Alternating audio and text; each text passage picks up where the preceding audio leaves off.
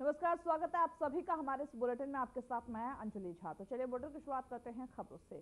रक्षा मंत्री राजनाथ सिंह ने जहां उत्तर प्रदेश में ब्रह्मोस मिसाइल की इंटीग्रेशन और टेस्टिंग फैसिलिटी की सफल स्थापना को लेकर के राज्य के मुख्यमंत्री योगी आदित्यनाथ का विशेष आभार जताया। उन्होंने अपने आधिकारिक एक्स पर एक ट्वीट किया जिसमें यह कहा कि राजनाथ सिंह ने यह कहा है कि मैं उत्तर प्रदेश के माननीय मुख्यमंत्री योगी आदित्यनाथ जी की सराहना करता हूं। उन्होंने जो काम किया है उसके लिए मैं उनका आभार प्रकट करता हूं। यदि इतने कम समय में ब्रह्मोस की इंटीग्रेशन और टेस्टिंग फैसिलिटी की स्थापना हो सकी है तो इसके पीछे योगी जी का बहुत बड़ा योगदान है।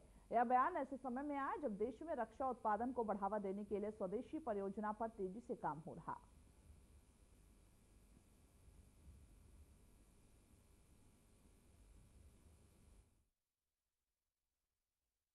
इस मौके पर मैं उत्तर प्रदेश के माननीय मुख्यमंत्री श्री योगी आदित्यनाथ जी का विशेष आभार प्रकट करता हूं। यदि इतने कम समय में ब्रह्मोस की इंटीग्रेशन एंड टेस्टिंग फैसिलिटी की स्थापना हो सकी तो इसके पीछे योगी जी का बहुत बड़ा योगदान है। मैं डीआरडीओ, हमारे वैज्ञानिक, हमारे इंजीनियर्स और इस प्रोजेक्ट से जुड़े हर व्यक्ति और संस्था को मैं हृदय से बधाई देता हूं। आप लोगों ने दिन रात मेहनत करके इस इंटीग्रेशन एंड टेस्टिंग फैसिलिटी को खड़ा किया है। देश भर के वैज्ञानिक, इंजीनियर्स और युवाओं का योगदान हमें इस फैसिलिटी सेंटर में देखने को मिलेगा। मैं आपकी मेहनत और लगन को नमन करता हूं। वही मुख्यमंत्री योगी आदित्यनाथ ने गोरखपुर वासियों को बड़ी सौगात दी है। सीएम योगी ने गोरखपुर में नगरीय विकास और वरिष्ठ नागरिकों की सुविधा के लिए 2 महत्वपूर्ण परियोजनाओं का लोकार्पण किया। इनमें से एक आधुनिक शहरी सुविधा केंद्र और साथ ही दूसरा गोरखपुर का पहला वरिष्ठ नागरिक डे केयर सेंटर शामिल है। ये दोनों ही परियोजनाएं न केवल नगर व्यवस्था को अधिक सुव्यवस्थित बनाएंगी बल्कि वरिष्ठ नागरिकों को गरिमापूर्ण और सुरक्षित वातावरण भी प्रदान करेगी। इसे सरकार द्वारा जनहित और सामाजिक सरोकार की दिशा में एक सार्थक पहल के रूप में देखा जा रहा। बताते यह भी चले कि नवनिर्मित नगरीय सेवा केंद्र और senior citizen day care centre को नगर निगम गोरखपुर द्वारा 14.22 करोड़ की लागत से तैयार किया गया है। वही नवनिर्मित नगरीय सेवा केंद्र द्वारा 16 वार्ड्स को सभी प्रकार की सुविधाएं एक ही छत के नीचे प्राप्त होंगी।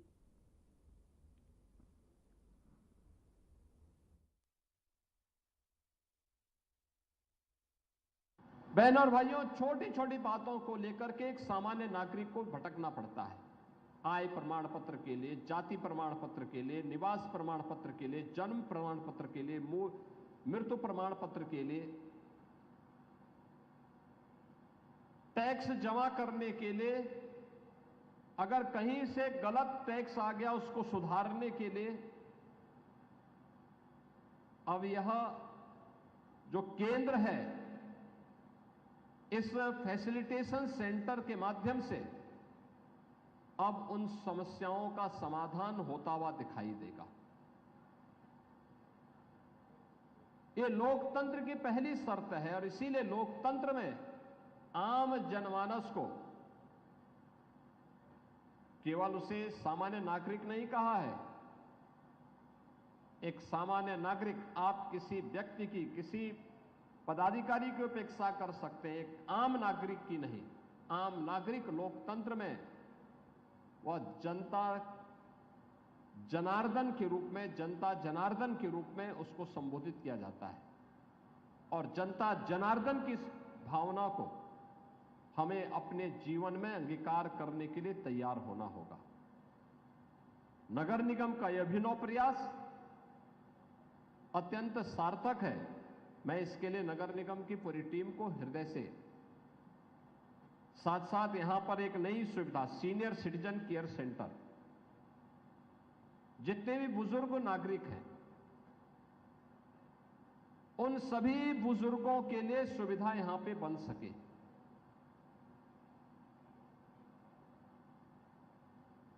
वे लोग यहां पे आकर के दिन भर बैठ सकते हैं।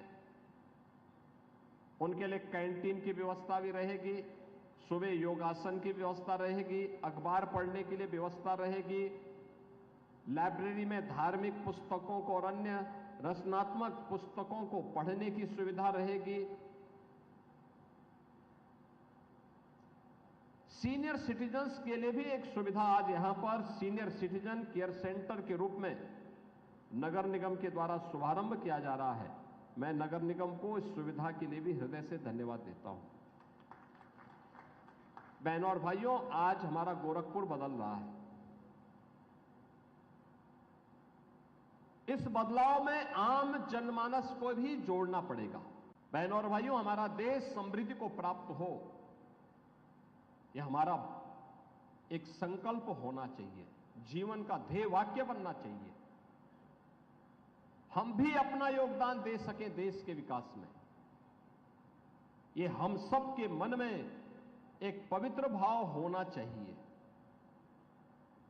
और उसी भाव के साथ प्रदेश में पिछले 8 वर्ष में प्रधानमंत्री मोदी जी के मार्गदर्शन में नगरीकरण को और विस्तार देने के क्रम में अर्बनाइजेशन के कार्यक्रम को तेजी के साथ फैलाने का एक विस्तृत अभियान सरकार ने लिया।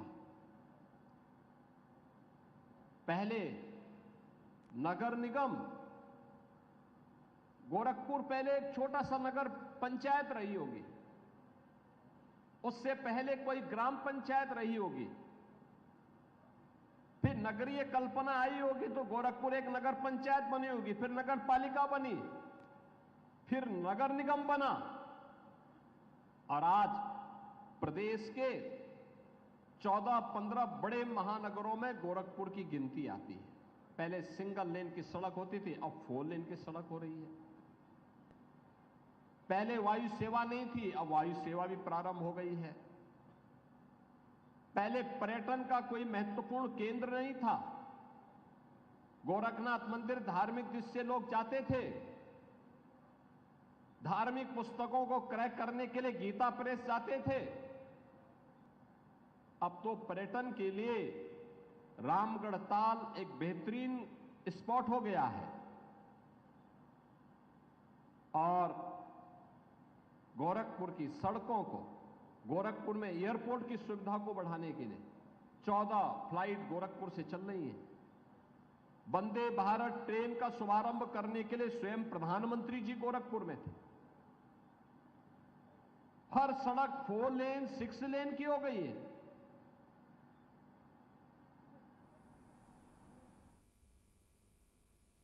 में सुविधा नहीं है वहां पे। वही मुख्यमंत्री योगी आदित्यनाथ की अनूठी पहल सीएम फेलो प्रदेश के ग्रामीण विकास के क्षेत्र में विकास की नई इबारत लिख रहा।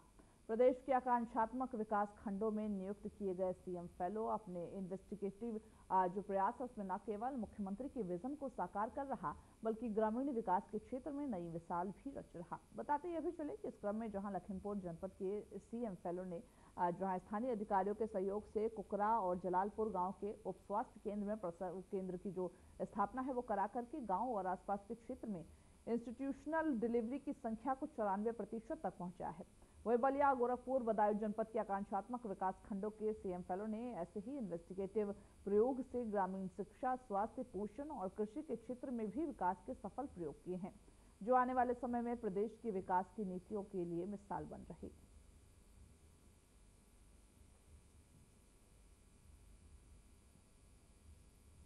वही सोमवार को बुद्ध पूर्णिमा पर मां गंगा के अंचल में भारी संख्या में श्रद्धालु आस्था की डुबकी लगाने के लिए उमड़ पड़े।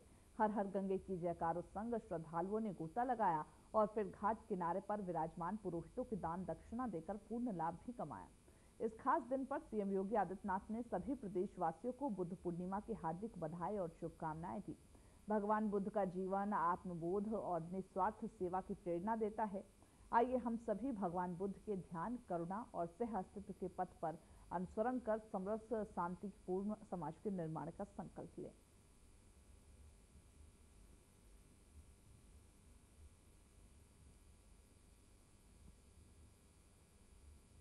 वही नेपाल बॉर्डर से सटे जिलों में 350 से ज्यादा अवैध धार्मिक स्थलों पर कार्रवाई हुई है, जहां सीएम योगी आदित्यनाथ के निर्देश पर व्यापक अतिक्रमण हटाओ अभियान चला रहा, जहां इस दौरान ही 100 से ज्यादा अवैध निर्माण पर कार्रवाई की गई है और उन सभी अवैध निर्माणों पर बुलडोजर चलाए गए हैं।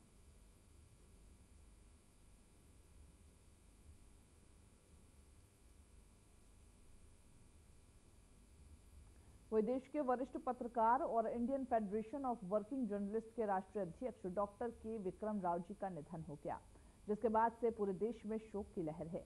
वो इस पर पूर्व कैबिनेट मंत्री ने ट्वीट कर दुख जताया और कहा कि देश के वरिष्ठ पत्रकार और Indian federation of working journalist के राष्ट्रीय अध्यक्ष डॉक्टर के विक्रम राव जी के निधन का समाचार अत्यंत दुखद है। जो विक्रम राव है, उनका निधन पत्रकारिता जगत के लिए एक अपूरणीय क्षति है। मेरी विनम्र संवेदनाएं शोकाकुल परिजनों के साथ हैं।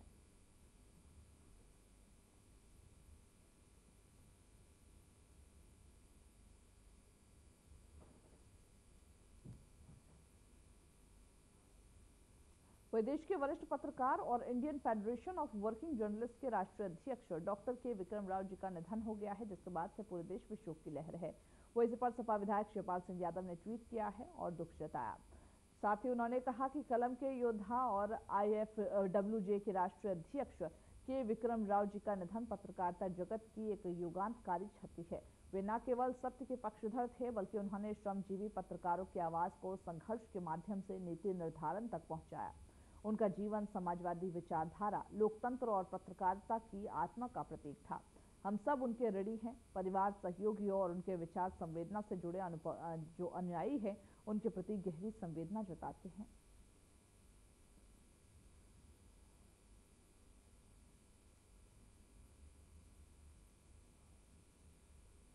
पालिया के विधायक रोमी साहनी ने शारदा नदी में चल रहे डेजिंग और चैनलाइजेशन कार्य को लेकर सीएम योगी आदित्यनाथ को पत्र लिखा और गंभीर अनियमितताओं की शिकायत की है। विधायक ने आरोप लगाया कि 22 करोड़ रुपए की इस महत्वपूर्ण परियोजना में निर्देशों और टेंडर शर्तों की खुली अनदेखी की गई। उनके मुताबिक जहां टेंडर की शर्तों में 8 मशीनों से काम करने का प्रावधान था, वहां ठेकेदार ने केवल 1 मशीन लगाकर काम किया। उन्होंने सिंचाई विभाग के एसई धर्मेंद्र सिंह और EXEN अजय कुमार की कार्यशैली पर भी सवाल उठाया और कहा कि सब कुछ उनकी मिलीभगत और लापरवाही का नतीजा है। विधायक साहनी ने अपने पत्र में ठेकेदार का भुगतान रोकने और जांच के आदेश देने की मांग की है। उन्होंने यह भी कहा कि यदि समय रहते कार्रवाई नहीं होती है तो यह परियोजना पूरी तरीके से विफल हो सकती है, जिसका सीधा नुकसान किसानों और क्षेत्रीय जनता को उठाना पड़ेगा।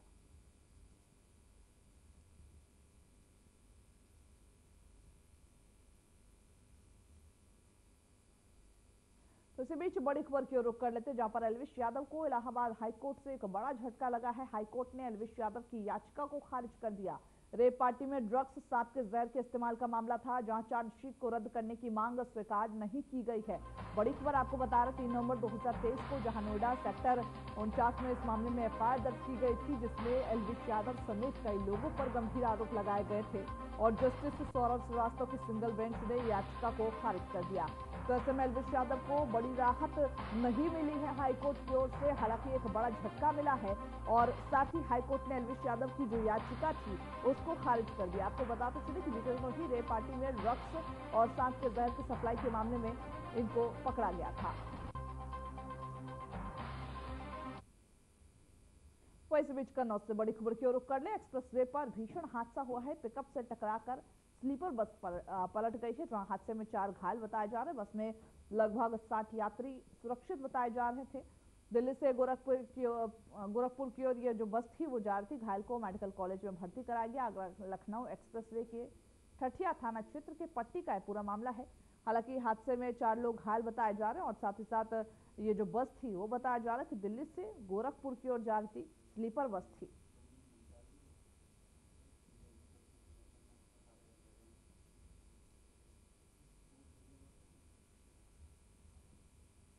वही यूपी के 50 जिलों में बारिश, आंधी का अलर्ट जारी किया गया। मौसम विभाग ने येलो अलर्ट जारी किया। 40 किलोमीटर प्रति घंटे की रफ्तार से हवाएं चलेंगी। 24 घंटे में तापमान 40 डिग्री पार आने वाला है। वही साथ ही आने वाले जो दिन है 3 से 4 दिनों में 5 से 6 डिग्री की गिरावट भी संभव है।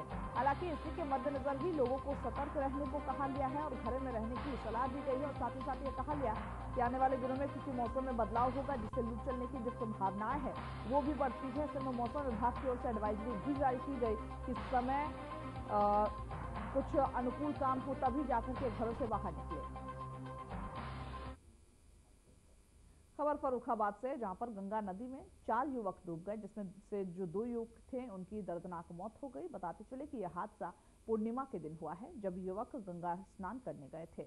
2 युवकों को नाविकों ने सकुशल बाहर निकाला है। वहीं इस घटना पर सीएम योगी ने दुख जताया और मृतकों के परिजनों के प्रति संवेदना जताई है।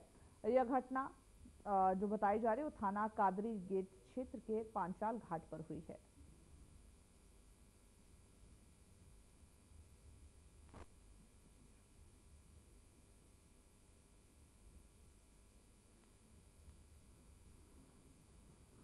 सोहन सिंह चौहान। चौहान साहब, क्या घटना घटी आपके पड़ोसी? ये सुबह 8 बजे गंगा स्नान करने आए थे यहाँ। कौन आया था? ये अभिषेक कटियार। अच्छा, अकेले आए थे? हाँ, नहीं आओ, साथ में थे बच्चे। क्या क्या मामला हो गया गंगा जी पे? एक डूबने लगा तो उसके चक्कर में कूद पड़े ये। बचाने के वो लिए? तो नाव वालों ने बचा लिया, ये डूब गया। कौन सी क्लास में पढ़ते थे? ये भी फार्मा कर रहे हैं। बुद्ध पूर्णिमा के पावन पर्व पर देश भर में गंगा घाटों पर श्रद्धालुओं की भारी भीड़ उमड़ी देखी गई। देश के कोने कोने से पहुंचे भक्तों ने मां गंगा में आस्था की डुबकी लगाई और पुण्य लाभ अर्जित किया। मान्यता यह भी है कि इस दिन गंगा जल में भगवान विष्णु का वास होता है और इसीलिए गंगा स्नान और दान पुण्य का विशिष्ट महत्व माना जाता। सुबह से ही गंगा घाटों पर भजन कीर्तन और धार्मिक आयोजनों का माहौल देखा गया। देखिए इस रिपोर्ट को। गौतम बुद्ध के जन्म, ज्ञान प्राप्ति और मृत्यु का जश्न मनाने वाला एक बौद्ध त्योहार बुद्ध पूर्णिमा, जिसे वैशाख की पूर्णिमा के नाम से भी जाना जाता है। इस दिन खुद को शुद्ध करने और आशीर्वाद लेने के लिए लोग बाग गंगा जैसी पवित्र नदी में डुबकी लगाना काफी शुभ मानते हैं। ऐसे में अगर आप लोग भी अपने परिवार के साथ स्नान करने गंगा घाटों की ओर रुख करेंगे तो पाएंगे वहां पर आस्था का समुद्र उमड़ रहा है। ऐसी मान्यता है कि पवित्र नदी में डुबकी लगाकर शरीर और मन दोनों को शुद्ध करने का शुभ कार्य होता है। ऐसे में ये तस्वीरें वाराणसी के घाटों की हैं, जहां श्रद्धालुओं का सैलाब उमड़ा। भोर से ही काशी के घाटों पर श्रद्धालु गंगा में स्नान करते नजर आए।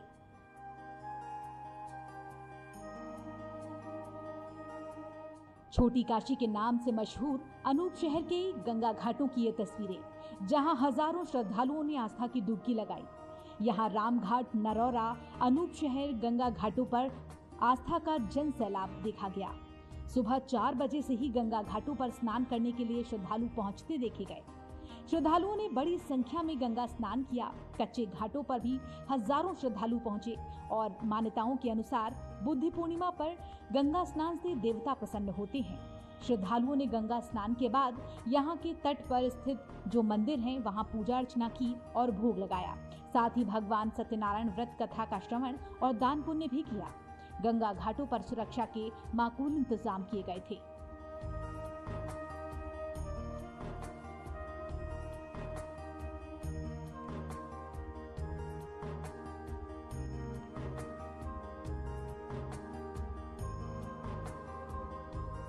अब ये तस्वीरें हरिद्वार की हैं, जहां बुद्ध पूर्णिमा के पावन मौके पर श्रद्धालुओं ने हर की पौड़ी में मां गंगा के जल में आस्था की डुबकी लगाई। बुद्ध पूर्णिमा भगवान विष्णु का धरती पर भगवान बुद्ध के रूप में अवतरण का दिन है। इस दिन स्नान तीर्थ नगरी हरिद्वार में काफी विहंगम तस्वीरों के साथ ये आपके सामने गंगा स्नान की कुछ और तस्वीरें, जहां श्रद्धालु धर्म नगरी हरिद्वार में नजर आए। ऐसी मान्यता है कि बुद्ध पूर्णिमा पर गंगा स्नान करने से, गंगा की पूजा अर्चना करने से असीम पुण्य की प्राप्ति होती है। श्रद्धालुओं के यहाँ पहुँचने और गंगा स्नान का सिलसिला निरंतर जारी है। मान्यता है कि बुद्ध पूर्णिमा के दिन भगवान विष्णु ने धरती पर बुद्ध रूप में अवतार लिया था। भगवान बुद्ध ने ज्ञान प्राप्त कर समाज को एक नई दिशा प्रदान की थी। सनातन धर्म के अनुसार बुद्ध पूर्णिमा पर गंगा स्नान का विशेष महत्व है। पूर्णिमा स्नान पर हरिद्वार आने वाले श्रद्धालुओं की भारी तादाद देखी जा रही है। वैशाख की पूर्णिमा को बुद्ध पूर्णिमा के रूप में मनाया जाता है। आज के दिन दान पुण्य का विशेष महत्व है। मां गंगा सबकी मनोकामना पूरी करती हैं। श्रद्धालुओं की संख्या को देखते हुए पुलिस और प्रशासन ने भी सुरक्षा के पुख्ता इंतजाम किए हैं। घाटों पर अतिरिक्त पुलिस फोर्स की तैनाती है। ड्रोन से निगरानी हो रही है। नगर निगम की तरफ से सफाई व्यवस्था चुस्त दुरुस्त की गई है ताकि श्रद्धालुओं को किसी प्रकार की असुविधा न हो। उधर हरिद्वार में पुलिस अधिकारियों ने बुद्ध पूर्णिमा पर लाखों श्रद्धालुओं के हरिद्वार पहुंचने की संभावना जताई। चारधाम यात्रा के समानांतर चलने के कारण ये संख्या अभी और अधिक बढ़ सकती है। ऐसे में भीड़ को सुव्यवस्थित ढंग से नियंत्रित करने और श्रद्धालुओं की सुरक्षा सुनिश्चित करने के लिए विशेष प्लान तैयार किया गया। शहर के मुख्य घाटों पर अतिरिक्त पुलिस ने पहले ही ड्रोन और सीसीटीवी कैमरों से निगरानी रखना शुरू कर दिया था। ट्रैफिक व्यवस्था को भी सुचारू बनाए रखने के लिए रूट डायवर्जन किया गया। साथ ही स्वास्थ्य सेवाएं, आपातकालीन सहायता, पेयजल और साफ सफाई के भी समुचित इंतजाम किए गए। प्रशासन ने श्रद्धालुओं से अपील भी की कि वो प्रशासन के निर्देशों का पालन करें और किसी भी प्रकार की अफवाहों से बचें। कल बुद्ध पूर्णिमा के स्नान के उपलक्ष्य में पूरे शहर को हमने 8 सेक्टर और 8 जोन और 21 सेक्टर में बांटा है, जिसमें हमने सही ड्यूटियां लगा दी है अलग अलग शिफ्ट में। सर अभी युद्ध भी चल रहा था, हमने जैसा आपने ब्रीफिंग में भी सुना है, हमने जो हमारे सीमा पे टेंशन चल रही है उसको लेके भी सबको ब्रीफ किया है और सचेत रहने के लिए उचित दिशा निर्देश दिए हैं और साथ में ड्यूटी को सही तरीके से निभाने के लिए भी उचित दिशा निर्देश दिए हैं। आपने देखा है सीएपीएफ भी है यहाँ पे, सीएपीएफ को भी उसी तरीके से हमने ब्रीफ किया है जिससे कि बहुत अच्छी तरीके से हमारा स्नान सकुशल संपन्न हो जाए और साथ में जो चारधाम यात्रा है उसको भी हमने कंसिडर करके और उसी हिसाब से ड्यूटियां लगाई है ताकि चारधाम यात्रा भी सकुशल रहे और साथ में स्नान भी बहुत अच्छे से संपन्न हो। तो वहीं श्रद्धालु प्रशासनिक इंतजामातों से काफी खुश नजर आए। बुद्ध पूर्णिमा के इस शुभ अवसर पर हरिद्वार एक बार फिर से श्रद्धा, भक्ति और संस्कृति का अद्भुत संगम बनता देखा गया। आज के दिन बहुत अच्छा दिन है और आज हम रात को 11 बजे निकले थे तो हम सुबह 4 बजे पहुँच के आरती, पहली बार आरती दर्शन किया है मैंने, तो बहुत अच्छा लगा। यदि गंगा स्नान करें तो लाभ मिलता है, सुख मिलता है, कष्ट दूर होते हैं, मनोकामनाएं पूरी होती है। हाँ जी, वो मेरा तो गंगा स्नान करके बहुत अच्छा लगता है। मैं दिल्ली से आया हूँ, नोएडा वासी। क्या महत्व मानते हैं स्नान का? बहुत ही ज़बरदस्त ये एक स्नान का दिन है और हम भाग्यशाली हैं कि इस दिन पहुंच पाए हैं। सुबह हम रात में निकले हैं 11 बजे और सुबह 4 बजे यहाँ पहुँचे और आरती दर्शन भी हो गया और अच्छा स्नान अब करने की हम आशंका रखते हैं। शास्त्रों के अनुसार वैशाखी पूर्णिमा पर आराधना और दान से भगवान विष्णु की कृपा प्राप्त होती है। इस दिन चंद्रमा मजबूत होता है और जीवन की समस्याएं दूर होती हैं। इस दिन रात में चंद्रमा को अर्घ देने की परंपरा है। भगवान शिव की पूजा से शारीरिक रोगों से मुक्ति मिलती है। तो चलिए खबरों के हमारे इस बुलेटिन में बस इतना ही। मुझे दीजिए इजाजत। नमस्कार।